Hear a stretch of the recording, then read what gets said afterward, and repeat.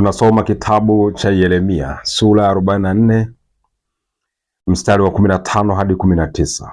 Neno la Mungu linasema hivi: ndipo watu wote waliojua ya kuwa wake zao waliofukizia uvumba miungu mingine, na wanawake wote waliosimama karibu, mkutano mkubwa, yaani watu wote waliokaa katika nchi ya Misri, katika Pathrosi, wakamjibu Yeremia wakisema, neno lile ulilotuambia kwa jina la Bwana sisi hatutakusikiliza, lakini bila shaka tutalitimiza kila neno lililotoka katika vinywa vyetu, kumfukizia uvumba Malkia wa mbinguni na kummiminia sadaka za kinywaji, kama tulivyotenda sisi na baba zetu na wafalme wetu na wakuu wetu katika miji ya Yuda na katika njia kuu za Yerusalemu.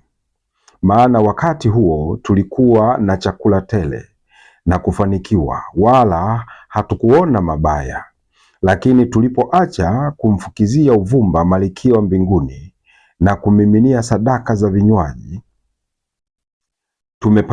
tumepungukiwa na vitu vyote na kuangamizwa kwa upanga na kwa njaa.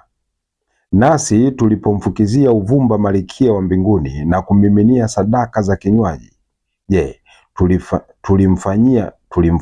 tulimfanyizia mikate ili kumwabudu na kumiminia mamiminiko waume zetu wasipo kuwapo? Damu ya Yesu Kristo yetu, tumaini letu. Neema na iwe kwenu na amani na rehema zitokazo kwa Mungu Baba yetu na kwa Bwana wetu Yesu Kristo. Amina. Kumcha Mungu kama mtu anavyotaka mtu mwenyewe ni hatari. Kumcha Mungu ukiwa umejaa tamaa ya dunia ni hatari.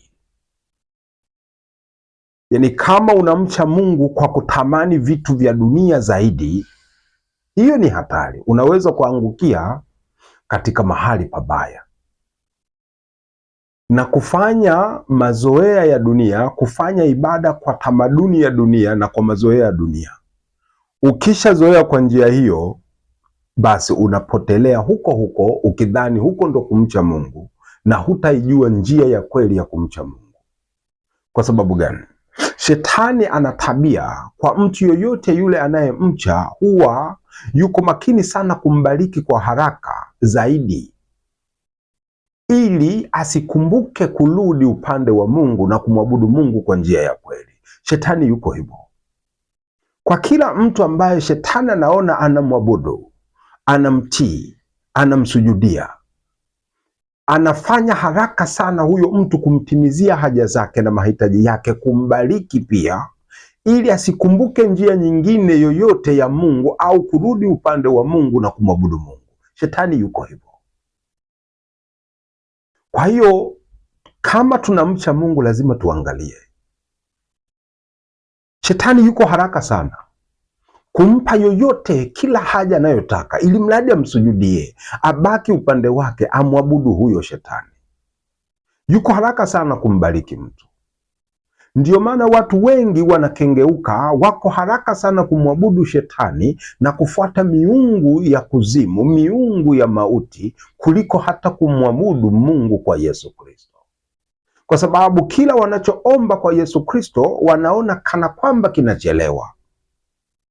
Sasa wanamtaka huyu Mungu feki, kwa sababu ana mpango na kampeni za kukusanya watu wengi ulimwenguni waelekee kuzimu, waulisi mauti ya milele, wairisi mauti ya milele. Sasa yuko haraka sana kuwapa haja zao, na kwa sababu hiyo wanabarikiwa, basi wanasema huyu ni Mungu.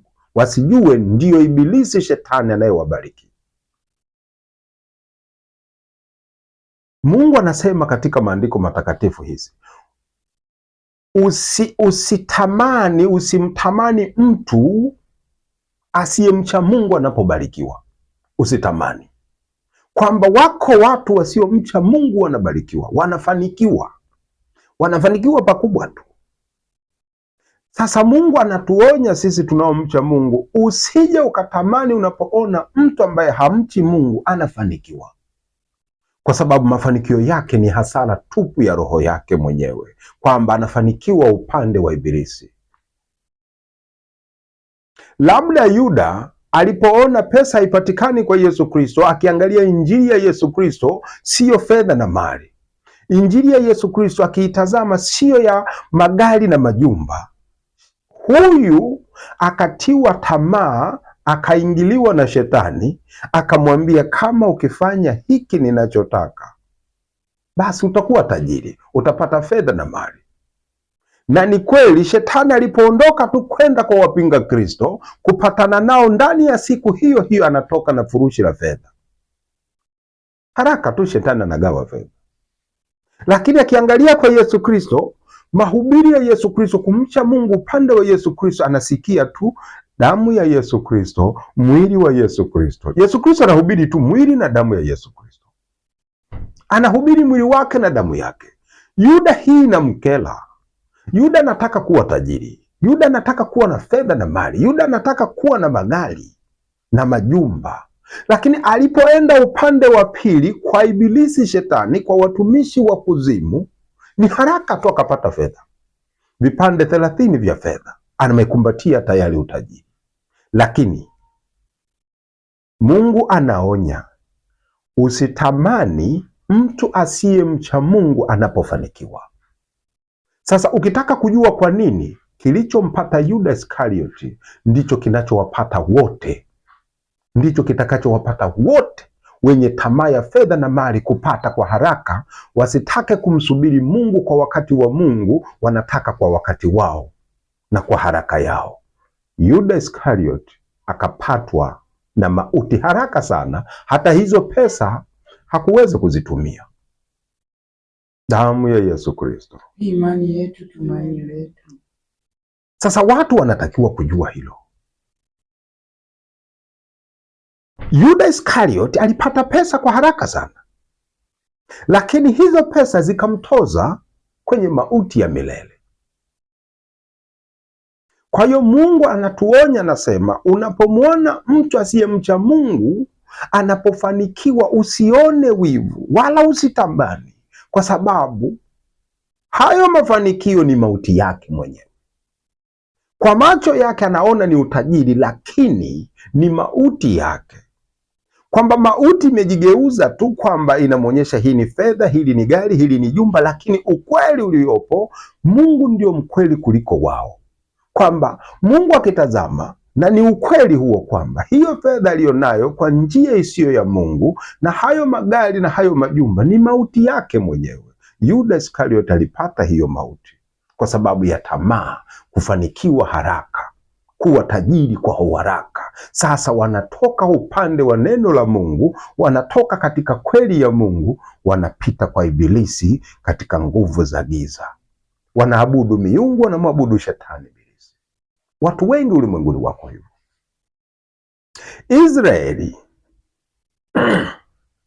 Israeli wakati wako wanaishi Misri, wametoka na nabii Yeremia, wako Misri kwa sababu wazazi wao wameonekana kule walipokuwa Israeli, wakaabudu miungu, wakafuata njia ya miungu, njia ya giza, wakawa na kila kitu, wakafanikiwa sana. Lakini mwisho wa siku Mungu akawahukumu, akawaangamiza wote, baba zao na vizazi vyao, akawaangamiza kwa sababu walikuwa wanaabudu nguvu za giza, wanaabudu Ibilisi, shetani. Lakini katika kumwabudu shetani wakafanikiwa, walikuwa na kila kitu. Wanavyomwabudu shetani, ibada za miungu, wanafanikiwa, kila kitu wanapata. Lakini wamemwacha Mungu, ingawa wanabarikiwa kwa fedha na mali, wamemwacha Mungu.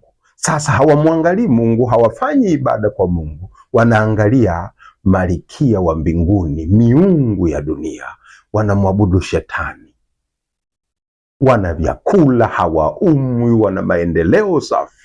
Lakini mwisho wa siku hayo maendeleo na huo utajiri, Mungu akaleta maangamizi kwao, akawafuta wote, na wengine wakahamia Misri. na huko Misri wakaenda pamoja na nabii Yeremia. Sasa wanafika huko, neno la Mungu linawajia huko Misri. Lakini watu walipolisikia hilo neno la Mungu kutoka kwenye kinywa cha Yeremia, wakalipinga. Wakasema hivi, neno lolote utakalotuambia wewe nabii, wewe mtumishi wa Mungu, mradi tu linatoka kwa Mungu, hatutalisikiliza. Sisi tutafuata maneno yetu, sisi tutafuata njia yetu, lakini neno linalotoka kwa Mungu hatutalisikiliza. Wanamjibu nabii Yeremia. Kwa nini? Wanasema kwa sababu tulipoabudu miungu, tulipoabudu nguvu za giza, tulipofanya ibada kwa miungu ya dunia hii, kwa malkia wa mbinguni na wengine, na baba zetu waliabudu hivyo, na baba zetu na wakuu wetu na wazee wetu waliabudu miungu, walifanikiwa. Tulifanikiwa sana, tulikuwa na kila kitu, hatukupungukiwa, tulikuwa matajiri, tumenona, maendeleo safi. Tulipoabudu miungu tulibarikiwa, hatukupungukiwa, chakula kimejaa tele, afya, mafanikio, maendeleo, fedha na mali, utajiri, tumejaa.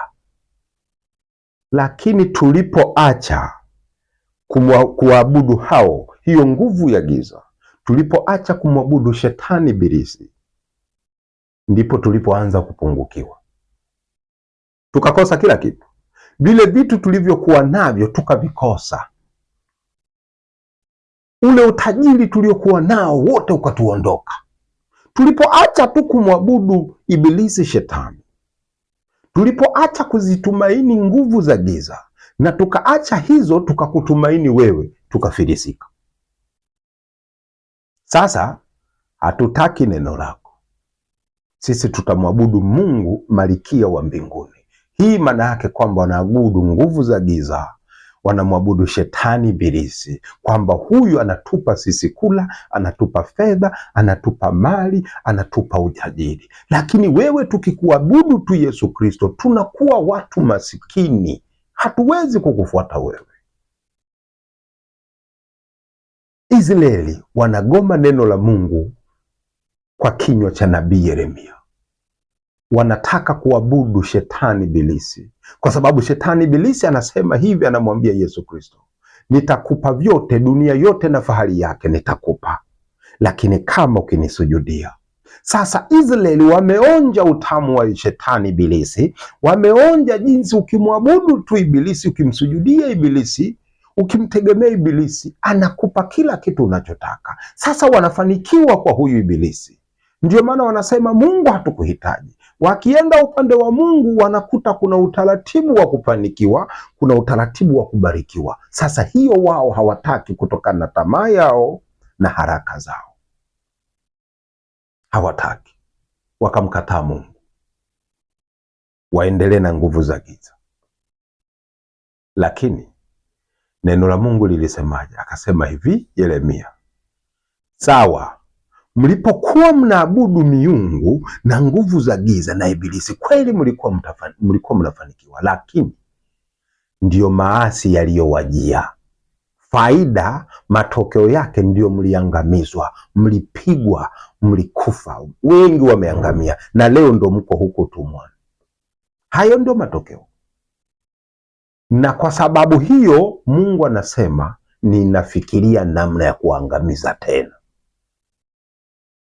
Ndiyo mnafanikiwa, sawa, fanikweni, endeleeni sana, pokeeni fedha na mali, pokeeni majumba na magari, kwa nguvu za giza, kwa nguvu za uchawi, kwa nguvu za waganga, pokeeni, mwabudu shetani, mwabuduni huyo shetani, lakini na mimi ninaangalia namna ya kuwaangamiza. Sasa bora nipate pesa niangamizwe? Watu hiyo ndio wanashindwa kuelewa. Katika mstari wa 27 anawajibu, anawaambia, anasema hivi, Yeremia hiyo 44 mstari wa 27 anasema, tazama na waangalia niwaletee mabaya wala si mema, na watu wote wa Yuda waliopo hapa katika nchi ya Misri wataangamizwa kwa upanga na kwa njaa, hata wakomeshwe kabisa. Hili ndio jibu la Mungu, kwamba nyinyi mnakataa kwa sababu mlikuwa mnaabudu nguvu za giza, mlikuwa mnamtumikia shetani ibilisi na mmefanikiwa, sawa. Na sasa mnanikataa mimi kuniabudu mkidhani hamfanikiwi. Sasa mnamtaka huyo ibilisi. Endeleeni na ibilisi, fanikiwa huko, tajirika huko, lakini na mimi ninawatazama niwaletee mabaya namna gani, kwamba nitawaangamiza wote mlioko huku Misri, wote mtakufa. Sasa nini Mungu anamaanisha? Anamaanisha neno lile ambalo Yesu Kristo Bwana wetu alisema, utafaidiwa nini? Utapata faida gani hata kama ukipata dunia yote na fedha zote na mali zote na magari, fahari zote ya dunia ikawa mali yako, ukawa tajiri dunia nzima? Kuna faida gani kama huna uzima? Hii ndio hekima ya Mungu. Kuna faida gani kama huna uzima? Itakufaidia nini hata kama ukiipata dunia yote, ukapata utajiri wa dunia yote, lakini ukakosa uzima wa roho yako? Kuna faida gani? Hakuna faida. Ndio wanabarikiwa kutoka kwa shetani, wanapata kila kitu, wamekuwa matajiri, wamenona, ndio, lakini kuna faida gani wakati hawana uzima? Hakuna faida. Kwa mtu mcha Mungu mwenye hekima ya Mungu utaelewa hapa hamna faida. Shetani anawadanganya kwamba shetani anatumia fedha na mali za dunia kuwavuta watu wengi warisi mauti. Shetani anawapa, ndio maana anawapa kadiri wanavyotaka ili wawe upande wake. Lengo la shetani ibilisi ni kuwapa mauti ya milele pamoja na yeye, waukose uzima wa milele kwa sababu ya fedha na mali. Na huko katika mauti ya milele hawataenda na hiyo fedha. Yuda Iskarioti kwa sababu ya tamaa akamtumikia shetani, na kwa haraka tu akapata fedha na mali, na kwa haraka hizo fedha na mali akaziacha hapa hapa, akafa. Watu wanatakiwa kuelewa kwamba ndio, ukiwa kwa ibilisi, ukimtumikia ibilisi, ukiwa upande wa uchawi, uganga, ukatafuta mali, utajiri kwa upande huo, utafanikiwa, sawa, utapata kila kitu, kwa sababu huo ndio mpango wa shetani, kukupa wewe haraka zaidi ili usimfikirie Mungu. Atakupa kila kitu unachotaka na utafanikiwa, lakini mwisho wa yote huna faida, kwa sababu motoni utakwenda, mauti iko kwako. Hauna faida, hakuna faida, utakufa kama Yuda Iskarioti alivyokufa. Utakufa tena, yawezekana kuanzia na maisha ya hapa hapa duniani, na motoni unaenda, unakufa kimwili na motoni unaenda. Hakuna faida. Watu wengi ulimwenguni sasa hivi ndio wako hivi. Mambo haya ni unabii kwetu sisi. Mungu anatufundisha sisi. Dunia iko katika hali ngumu sana. Watu wanatafuta maendeleo kwa namna nyingi kwa sababu wametamani fedha na mali, wanatafuta kuendelea, wanatafuta utajiri. Sasa wamejikuta anayewaongoza ni ibilisi. Sasa wamejikuta wanamwabudu na kumsujudia shetani, kwa sababu wanatafuta fedha na mali kwa nguvu za giza, kwa nguvu za kuzimu, wakizitaka kwa ibilisi shetani, na shetani anazimwaga hizo fedha na mali na utajiri kwa haraka sana. Wanafanikiwa kwa haraka sana. Ndivyo sasa hivi shetani anavyofanya. Sio tu watu wa dunia, mpaka wachungaji, watumishi wa Mungu sasa kufanikiwa kwa utaratibu wa Mungu wetu hawataki. Kufanikiwa kwa utaratibu, kwa upole, kwa polepole hawataki. Wanataka kuwa matajiri. Wanataka siku 2-3 wawe na watu 1000 mara 1000 kwenye makanisa yao. Wanataka kufanya miujiza mingi mikubwa ya ajabu, wajulikane duniani. Sasa Mungu ana utaratibu, ila wao hawataki, wanataka haraka yao.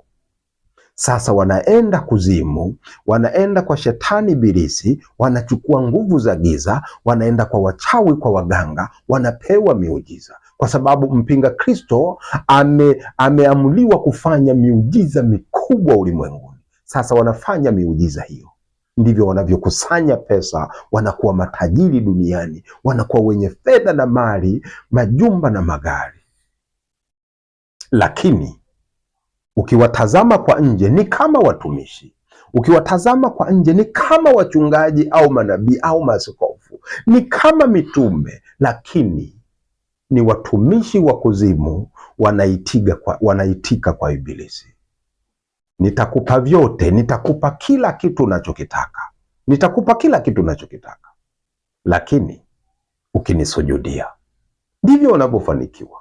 Mwisho wa yote wana mauti. Wamepewa pesa ambayo haiziwezi kuwa na uzima kwao. Wamepewa pesa, shetani anajua ninawapa fedha, kumbe ninawapa mauti. Wao wakiitazama ni pesa, wao wakitazama ni majumba na magari, lakini ni mauti waliopewa, kwa sababu mwanadamu amekosa akili, amejaa tamaa. Anawaza tu tamaa, kuona magari, anachukua magari na majumba kutoka kwa ibilisi. Shetani anapompa nyumba, amempa mauti. Yeye anawaza kwa habari ya nyumba. Nyumba hawezi kuondoka nayo, nyumba haiwezi kumwokoa siku ya mwisho mbele za Bwana wetu Yesu Kristo. Amepewa fedha, lakini kumbe hajui amepewa mauti.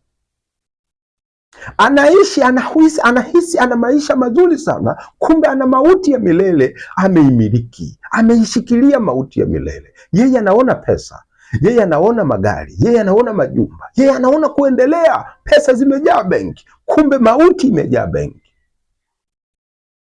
Ameijaza mauti benki, yeye anasema ni pesa. Amejaza majumba yako mengi, kumbe amejaza mauti, jumba hadi jumba, jumba hadi jumba, gari lake mauti, kila kitu kwake mauti. Shetani akiangalia anajua huyu hajajua bado, alichonacho ni mauti. Kwa sababu gani? Hawataki kubarikiwa kwa utaratibu kutoka kwa Mungu.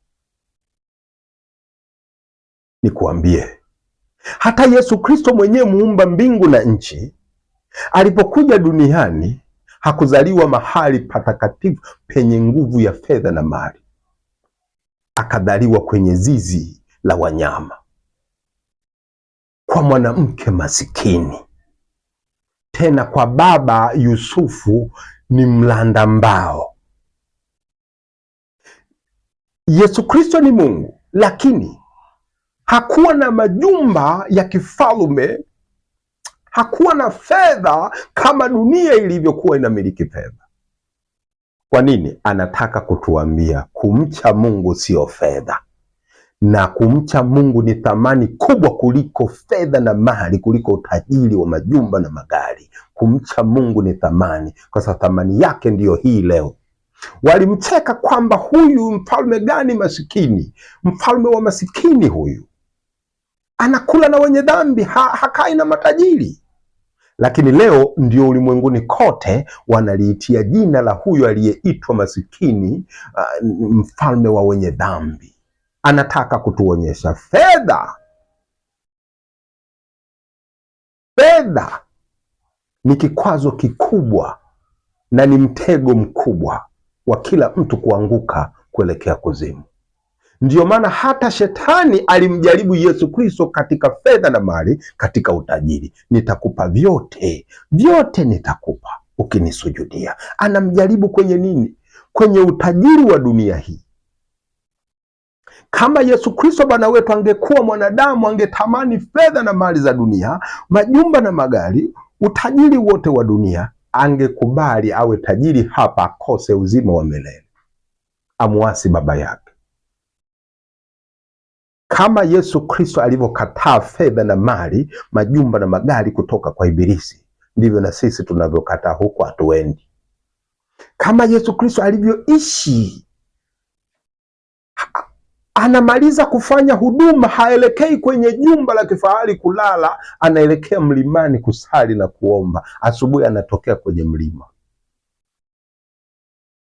Tutafanya hivyo hivyo. Mtume Paulo anasema hivi kama tukipata chakula cha kila siku na nguo ya kuvaa na mahali pa kulala tumelizika. Lakini kwa habari ya majumba na magari, kwa habari ya utajiri, ni kwa utaratibu. Kama Mungu akitaka tutapewa, lakini sio kwa haraka na tamaa ya namna hiyo. Inawatoza wengi, watumishi wengi wanaharibika, watumishi wengi wameshindwa kumshinda Ibilisi. Kwa sababu gani? Kwa sababu wao hawamtii Kristo. Kama wangemtii Kristo, wangemshinda Ibilisi, wangekataa hiyo ofa.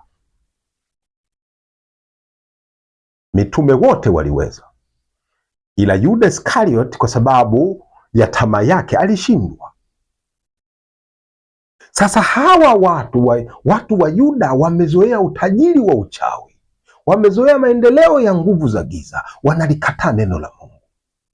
Hii manake nini? Maneno haya ni unabii kusema kwamba watumishi wengi leo wamepata ofa kutoka kuzimu, wana utajiri wa kuzimu, wana utajiri wa giza, ni wachawi, ni waganga. Sasa hawawezi kuhubiri neno la kweli, kwa sababu neno la kweli kwao ni upuuzi. Neno la Yesu Kristo kwao ni upuuzi, kwa sababu wamezoea kupata kila kitu kwa haraka, na Ibilisi anawapa kwa haraka. Sasa neno wanalolihubiri makanisani kwao ni neno la Ibilisi. Sasa neno la Mungu kwao ni upuuzi, wanalikataa. Hawa Wayahudi wanalikataa neno la Mungu kwa kinywa cha Yeremia. Wanataka nini? Wanamtaka Malkia wa mbinguni. Huyu yuko haraka sana kuwasaidia. Sasa wanamtaka Ibilisi. Wewe hatukuhitaji. Ndivyo ilivyo ulimwenguni leo. Wakati niko mkoa mwingine, niko nahubiri injili kwa mtu mmoja, anasema hii injili ni safi sana. Namhubiria injili, anasema hii injili ni safi sana, ndio ukweli. Lakini sasa itakuwaje? Kwa sababu mimi nataka kutengeneza pesa. Kosa la kwanza, unajua, Mungu anaikubali injili ya Yesu Kristo ni hii, anasema hii injili ni sawa, ni kweli kabisa, lakini sasa itakuwaje? Kwa sababu mimi nataka niwe mchungaji, nitengeneze pesa.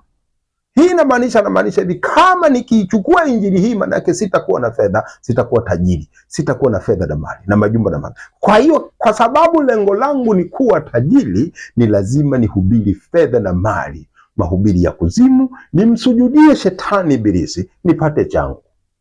Lakini nikihubiri hii injili ya mwili na damu ya Yesu Kristo, hela inatoka wapi hapa? Hamna hela hapa. Alinijibu live. Niliogopa. Unamhubiria injili mtu akwambia sasa kweli kabisa, huu ni ukweli, lakini itakuwaje? Nataka pesa mimi. Hiki ndicho kilichomwangamiza Yuda Iskariot. Yuda Iskariot anajua injili ya Yesu Kristo ni mwili na damu ya Yesu Kristo, na amehudhuria mezani, anapewa Yesu Kristo. Anachoonekana na kihubiri ni mwili na damu yake Yesu Kristo.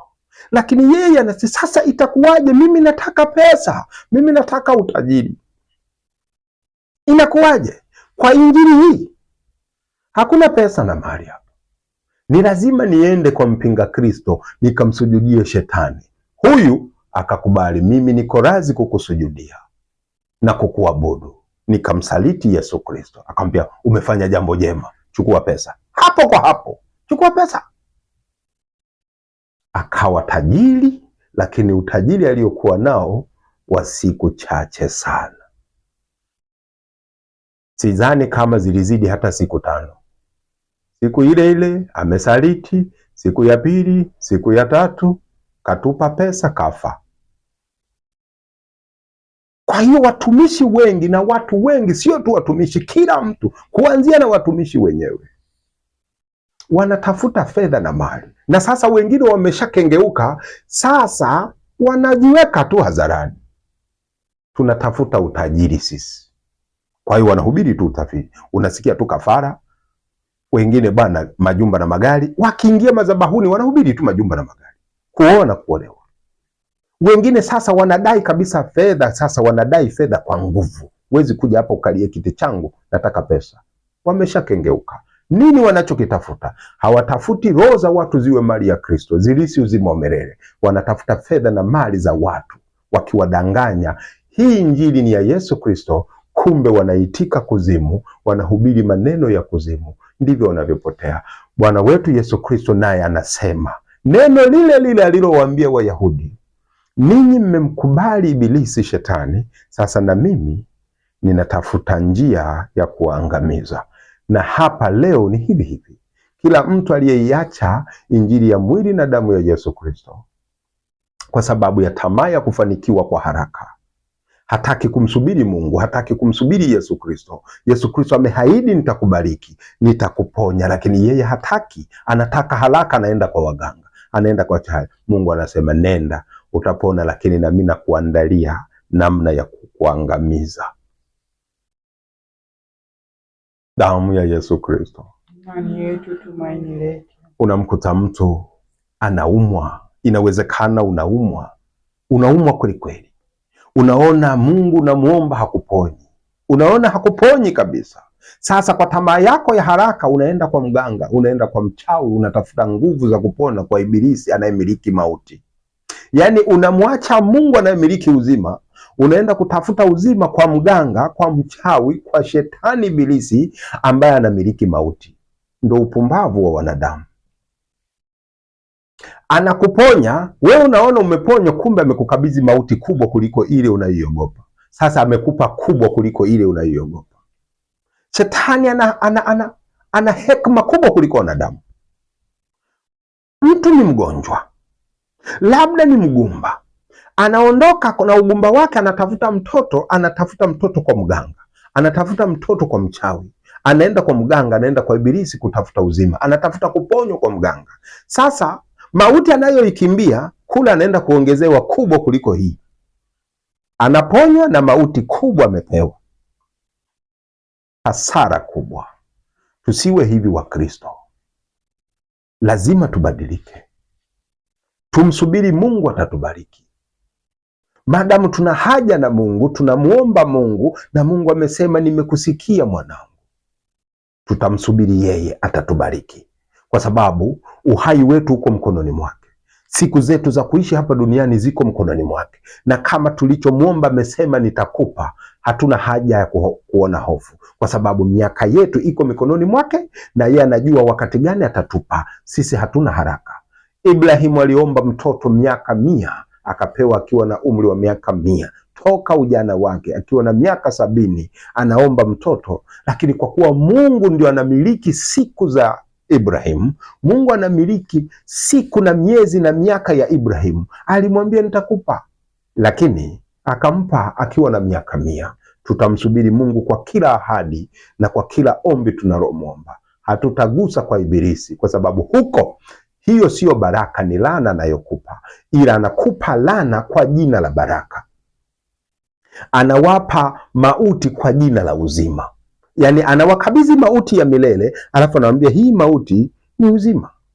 Anawakabidhi laana, alafu anawaambia hii laana ni baraka. Watu ndivyo wanamiminika, wanapewa fedha na mali, wasijue hiyo fedha na mali ndio mauti yao. Tutamhubiri Yesu Kristo, tutamuomba Yesu Kristo, tutamsubiri Yesu Kristo. Wakristo wote tuwe hivyo. Badilika, uwe hivyo, muombe Yesu Kristo, msubiri Yesu Kristo, na Yesu Kristo atatubariki. Neema na iwe kwako, na rehema na amani zitokazo kwa Mungu Baba yetu na kwa Bwana wetu Yesu Kristo. Amen. Amen.